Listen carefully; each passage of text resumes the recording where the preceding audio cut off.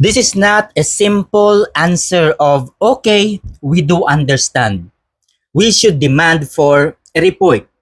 We should analyze the issue very deeply. Hindi yung, okay, sige, okay lang kami. Busy din kasi kami sa pagharap sa mga nangyayari ngayon. Wala kaming panahon para manood ng SONA. Kaya okay lang kung matuloy o hindi ang SONA. Hindi dapat ganyan mga kaibigan. We should demand sa nararapat na mangyari. Good morning everyone, this is Professor Vincent Torre Bongolan. Malapit na ang araw kung saan ay maririnig na natin ang ulat ng Pangulo kaugnay sa mga issues, mga programa at mga plano nito sa nalalabing 2 taon ng kanyang panunungkulan. Although hindi ito question and answer portion na kapag natapos na itong mag-deliver ng kanyang report ay magkakaroon ng question and answer portion. But still, we need to know what he did for the past 1 year at kung paano nito itinuloy ang mga plano na binanggit nito noong kanyang ika-3 State of the Nation address. Many were shocked when the Malacanang ordered to stop the preparation for the SONA 2025. Nadismaya daw ang Pangulo dahil inuna pa talaga ng mga ahensya ang paghahanda para sa SONA kaysa ang pagtulong at pagresponde sa mga nasalanta ng bagyong Krising at Dante. Kung ako ang tatanungin, I don't buy this kind of alibis, this kind of excuses. Dahil kung inyong matatandaan, ay mayroon namang 3 tao na itinalaga ang Pangulo bilang caretaker habang siya ay nasa Amerika. Therefore, para sa akin, it is clear na may mga opisina talagang in charge din sa iba't ibang mga issues, mga programa, at mga mangyayari. Nandyan po ang mga cabinet officials and secretaries. Nandyan ang National Defense Secretary na si Gibo Teodoro. Kailangan nating malaman ano nga ba ang masasabi ni Pangulo tungkol sa dual citizenship ni Gibo Teodoro and yet siya ay National Defense Secretary. This is a big question of, alam nyo na, loyalty and betrayal. Malaki po ito. Malaking issue ito na kailangang tugunan at malinawan. Dahil maaari po niyang ipagkanulo ang ating bansa. Siyempre, nandito rin po ang National Security Advisor na si Eduardo Año. The Little President, which is the Executive Secretary, Attorney Lucas Bersamin. The DILG Secretary, John Vic Remulla. And of course, the DILG Secretary, Jesus Crispin Remulla. The caretaker na itinalaga habang nasa Estados Unidos si Pangulong Marcos Jr. ay si Executive Secretary Attorney Lucas Bersamin, DOJ Secretary Jesus Crispin Remulla, at ang Agrarian Reform Secretary Conrado Estrella III. Sila ang mga taong in charge para pangalagaan ang ating bayan.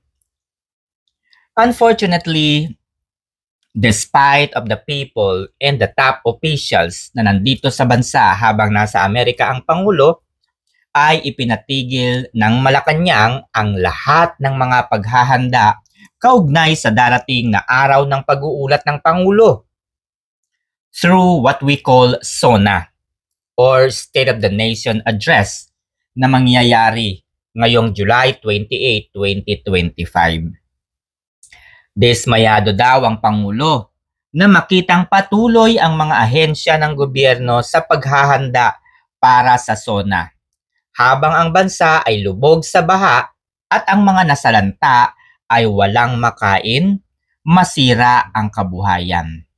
May mga kalabaw na namatay. Panoorin po ninyo yung ilan sa mga videos na napapanood natin sa social media. Grabe yung isang magsasaka dahil namatay yung kanyang mga alagang mga kalabaw. Aren't they enough to take care of the country? Sa tingin ko, kung may kailangang ihanda para sa State of the Nation address, ay ang mga minors na lamang. No, minors na lamang ang kinakailangang preparation para dito. Para ito po ay mangyari. Katulad nga po ng sound system, food catering, arrangement ng upuan, kung saan mauupo yung mga media, yung mga invited guest, at iba pang opisyal. Para sa akin, those are minor preparations na lamang. Ang mahalaga ay may mga update at achievement reports at syempre, ang mga plano at proyekto na i-work out for the next 2 years of his presidency. The question here is that mayroon ba siyang update na maipagmamalaki kaugnay sa mga proyekto, programa, at iba pang mga aktibidades nitong nakaraang isang taon? O, di ba? Marami po siyang mga proyekto, mga activities at mga plano na binanggit noong 2024 State of the Nation Address. And syempre, people are expecting for any updates. Kung ano na po ang development sa mga naibahagi niya noong nakaraang SONA. Naiisip ko baka kasi wala siyang maiulat dahil alam nyo naman at kitang-kita nyo naman noong 2024. Naubos ang panahon ng Kongreso sa pagtalakay ng confidential fund ng Office of the Vice President. Naubos ang kanilang panahon sa paglalabas at pagkakalkal ng mga issues na maaaring ikasira sa pangalan o imahe ng Vice Presidente ng dating Pangulong Duterte at ng buong Duterte. In short, the entire 2024 ay lumipas, nagdaan na lamang ng basta-basta. Nawala nang ginawa ang administrasyong ito, kundi ang mag-isip, gumawa ng paraan para maalis sa kanilang landas, mawala sa kanilang landas si BP Sara para sa 2028 presidential election. Alam naman natin yan, malakas na malakas sa pagkapangulo si Vice President Sara Duterte. Kailangan itong mawalan ng kakayahan at karapatan na tumakbo sa anumang opisina ng ating pamahalaan. And the only solution to make this happen is through impeachment of the Vice President. So to make this happen, mga kaibigan, may mga galawan ang Pangulo upang pasimpleng wasakin ang mga Duterte. Sirain ang kanilang kredibilidad, burahin ang mga magagandang nagawa ni former President Rodrigo Roa Duterte at palitan ito ng mga masasama at hindi tamang mga gawain. Remember the interview of Billionaire.com kay DILG Secretary John Vic Remulla? Malinaw na plinano ang pag-aresto kay former President Duterte. Ayon kay John Vic Remulla, it is a core group where the President, the DILG Secretary John Vic Remulla himself, Eduardo Año, and Givo Teodoro. Sila ang nagplano. Siyempre, para mangyari po at para maisakatuparan ang kanilang mga pinagplanuhan o ang kanilang mga plano, kailangan nilang kausapin at gawing kasabwat ang ilan sa mga ahensya ng pamahalaan. Nandyan po ang DOJ, PNP, PCTC, Ambassador Marcos Lacanilao at iba pa. Para sila ang maging front runner sa mga napagplanuhan nilang apat. Okay? So nalaman natin ito at napatunayan dahil sa isinagawang legislative inquiry ng Committee on Foreign Relations sa pamumuno ni Senator-elect Amy Marcos.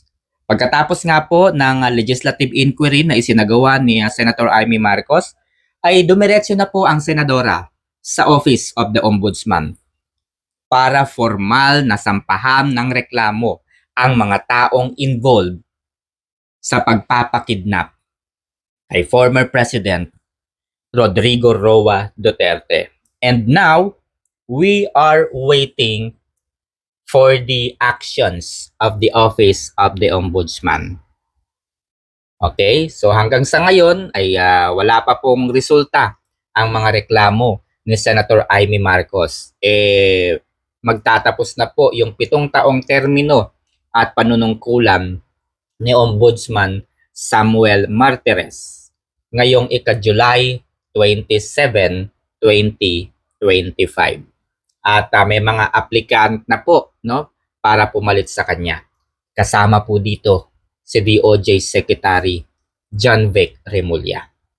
Na ang plano ay para hawakan at para manipulahin ang mga reklamong isinampa laban sa mga opisyal ng pamahalaan ngayong 2024, 2025 o doon sa mga opisyal po ng Pangulo. Hawakan ang mga reklamong ito at palabasing dismiss. Yan po ang nakikita kong goal. Kaya nag-apply bilang ombudsman itong si DOJ Secretary Jesus Crispin Remulla. So yan po ang grupo ng Pangulo. Ang grupo naman ni House Speaker Martin Romualdez ang in charge sa pagdadraft ng 2025 national budget.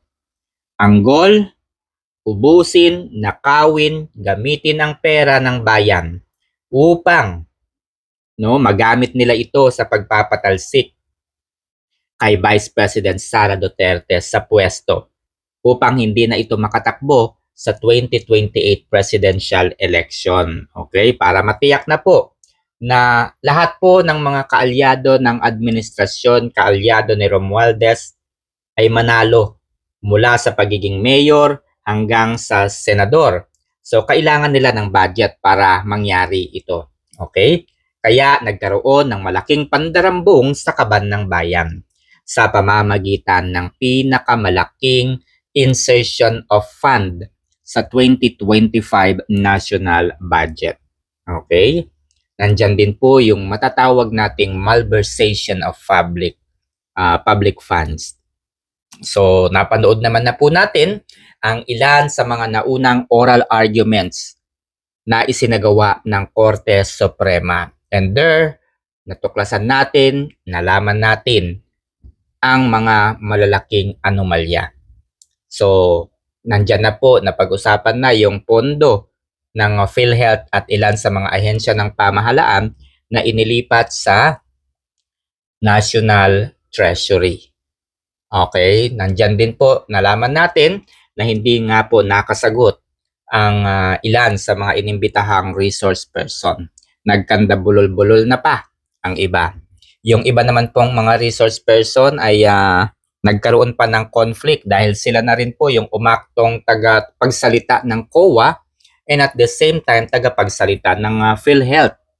Ayan, so kilala nyo na po yun, no? Si Attorney Malilin. Okay.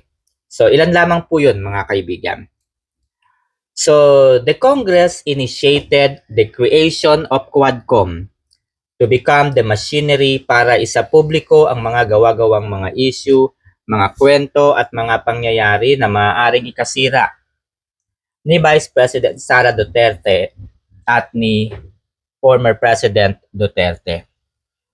They also introduce issues on confidential fund. So para mawalan po ng boses naman si BP Sara sa publiko, they created TRICOM upang patahimikin naman yung mga influencer, yung mga vloggers na nagsasagawa ng kanilang malalim na pananaliksik at pagdepensa sa Vice Presidente at sa mga Duterte. They make it as a medium para manahimik ang mga ito. So the solution is to contempt, to cite these vloggers and blogger and influencer cite in contempt upang makulong sila doon sa Kongreso. So at the end of the day, nasaan at anong mga panukalang batas ang kanilang nabuo at naisumiti after po ng mga legislative inquiries na isinagawa ng Quadcom at Tricom? Ano po yung mga batas na kanilang naisampa? Ano po yung mga saligang batas na kanilang naisumite after po ng hearing? Na-define ba nila ng maayos kung ano nga ba ang ibig sabihin ng fake news? What constitute fake news? Did they determine who is or who are the fake news peddlers? Also, in addition, Quadcom investigated war on drugs. Yung ibang grupo naman, ito po yung grupo ng Dilawan or Pinklawan, they are doing things against Duterte. Sila naman po ang in charge sa mga supporters o sa machinery ng mga Duterte. So alam naman po natin na ang Kingdom of Jesus Christ, sila po ang tumutulong kay former President Duterte noon. In fact, pinagagamit nga po ni Pastor Apollo Kibuloy yung kanyang eroplano sa tuwing uuwi ng Davao City si President Duterte. So of course, hindi talaga magiging successful ang mga Duterte kung walang mga kaibigan o machinery na tumutulong sa kanila. So, nandyan na nga po ang Kingdom of Jesus Christ with Pastor Apollo Kibuloy. So, ipinahuli at ipinakulong po nila si Pastor, and the assets of the Kingdom of Jesus Christ was also being frozen. Pinklawan din po ang in charge sa paghahanap ng mga ebidensya at testigo para madiin ang mga Duterte. Okay? So, sila po ang lahat ng gumagawa. Ginagawa nila ang lahat to find evidence and testigo. So, sila din po ang in charge to support the administration para sa war on drugs ni former President Duterte. In charge po sila, no?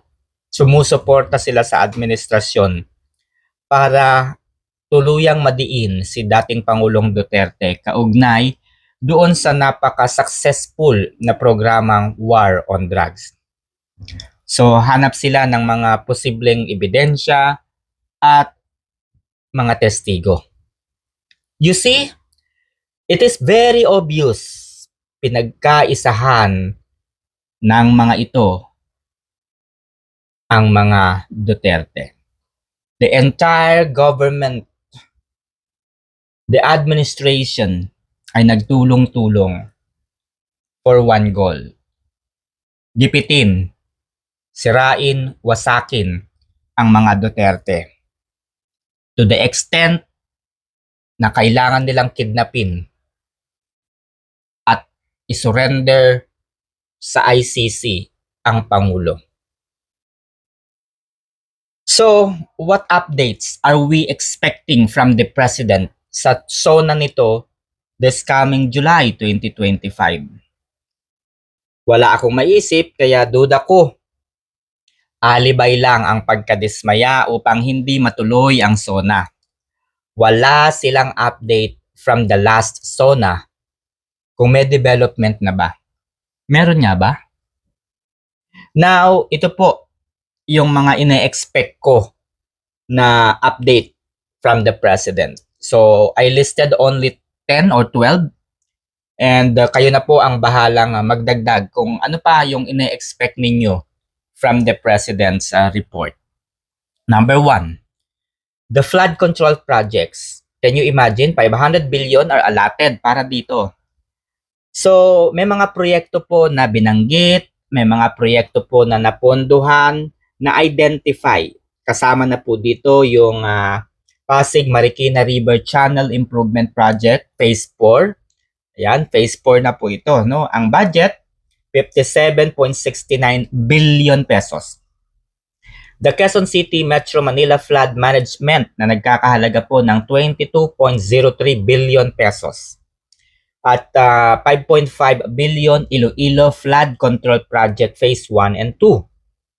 Those are some of the reported projects. Pero mga Proyekto po ito na na-identify kung magkano ang magagastos, na-determine na nila kumbaga. Nailatag na nila yung gastos.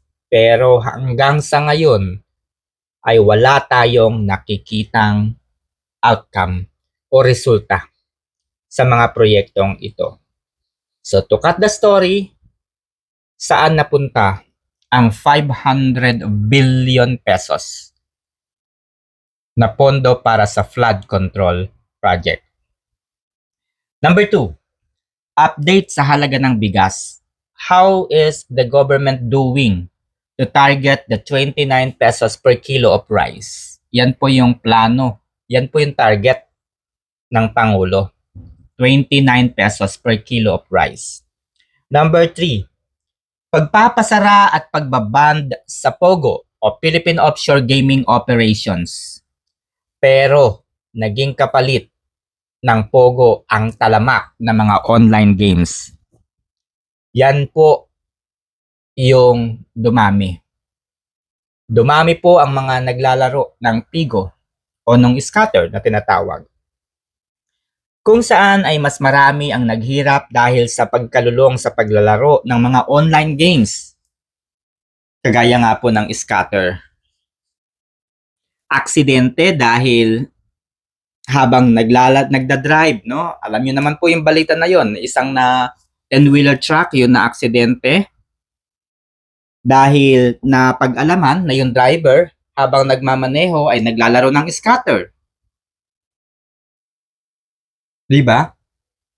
So to cut the story,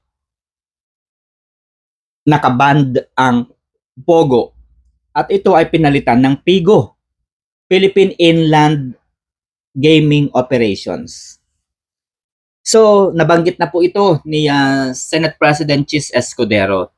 Ang POGO, ang mga operator ay nandito sa Pilipinas. Ang mga naglalaro na posibleng pumasok yung kanilang pera ay mga foreigners. Whereas ang PIGO naman, ang mga operators naman ay nasa ibang bansa at ang mga manlalaro naman o ang mga players naman ay mga Filipino na kung saan ay palabas naman ang pera natin papunta doon sa ibang bansa. So kung kayo ang tatanungin, ano ang inyong susuportahan? POGO or PIGO? Number 4, sa mga hindi po nakakapansin, mas dumami nga po yung mga online applications ngayon ng PAGCOR. At hindi mo na alam kung ano ang legit, kung paano ka makakataya o makakapagtaya sa loto. So noong panahon ni former President Duterte, mga kaibigan, isa lang po yung application ng PCSO para makapagtaya po tayo ng loto. Pero noong nawala po si former President Duterte, ay ipinatigil po yung mobile applications na PCSO. So hindi na gumagana, hindi na ako nakakataya doon sa sweepstakes. Ngayon, ang daming application na nag-o-offer ng sweepstakes at hindi natin alam kung ito ba ay totoo o hindi. Paano kapag nanalo tayo tapos hindi pala ito totoo? Anong sasabihin ng gobyerno? We are not aware of that. Mas mahirap yun, mga kaibigan. Dahil marami sa ating mga kababayan, marami sa mga Pilipino ang naniniwala at talaga namang sumusuporta sa mga games ng PCSO. Lalo na po yung sweepstakes o yung loto na tinatawag. 'Di ba? Pag sinabing loto, legal 'yan. Gobyerno 'yan. Paano kung yung loto, pagtaya sa loto ay makikita na sa iba't ibang mga mobile application tapos malalaman natin hindi pala ito accredited? So mas mahirap magtiwala ngayon online. Ayon sa PAGCOR, there are more than 400 online games operator ang hindi na po nag-renew ng kanilang operasyon, ng kanilang certificate sa PAGCOR at sa Securities and Exchange Commission. Ang ibig sabihin nito, mga kaibigan, kung dati po noong panahon ni Duterte, those are registered sa PAGCOR, dahil po registered sila, siyempre nababantayan sila ng gobyerno kung meron silang gagawing kalukuhan o pandarambong o pandaraya, panluloko sa mga tao o sa mga manlalaro dahil registered sila. But now, they are not registered. So ibig sabihin, the government can no longer manage these operators. So mas mahirap po yun. Number 6, we are also asking for the explanation why the government is imposing taxes from our savings. Wala na ba silang maisip na source of government funds?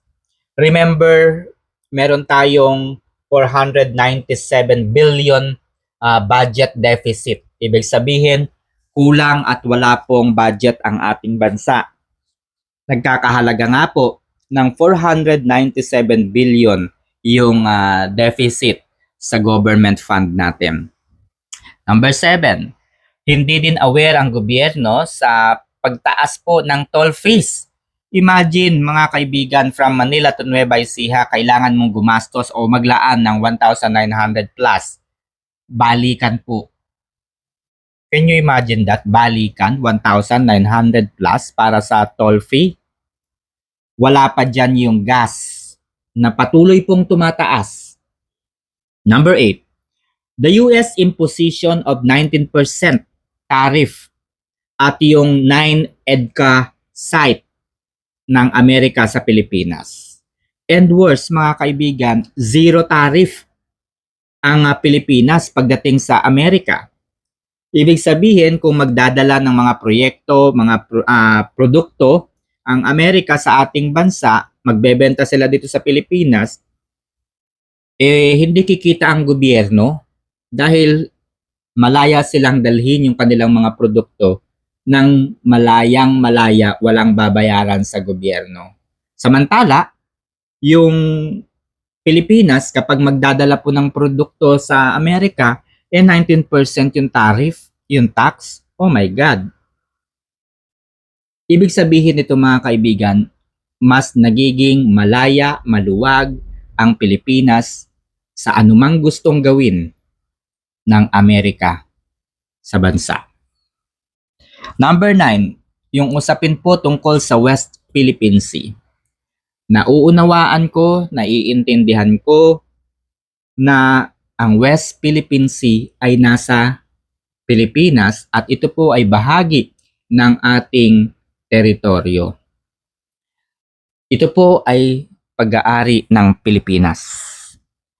Ang nais lamang natin ditong mangyari, ang nais pong ipahatid ni Senator-elect Rodante Marcoleta ay irehistro ito para kilalanin ng buong bansa, ng buong mundo na sa Pilipinas nga ang may-ari at bahagi ito ng Pilipinas. Parang birth certificate, kailangang may record na magpapatunay sa iyong pagkatao. Ganon din naman yung nais mangyari ni Senate President, incoming Senate President, no, Rodante Marcoleta. Irehistro ang West Philippine Sea sa hydro organization para kilalanin po tayo. Madali na namang intindihin yun eh. Huwag kayong tatanga-tanga yung mga anti-Duterte. Huwag kayong tatanga-tanga. Malinaw naman yung mensahe ni Rodante Marcoleta. Hindi naman yan sinabi na hindi sa atin ng West Philippine Sea. Sa atin ng West Philippine Sea. Number 10, issues and plan about the economic recovery and inflation. Kasama dito siyempre yung pagtaas ng presyo ng mga bilihin. Number 11, update on Build Better More. So yung mga flagship infrastructure projects ng Pangulo. Nandyan po yung railways, airport, and bridges. Siyempre, development ng digital infrastructure and smart cities. Number 12, renewable energy project na binanggit noong nakaraang State of the Nation address. These are only few of the areas that we are looking for an update, and we should demand for accountability. We should urge him to report on us. Kaya mga kaibigan, kung meron pa po kayong mga nais ipahatid, don't forget to comment down and share your thoughts and your opinion about the matter. So yun lamang, and good morning.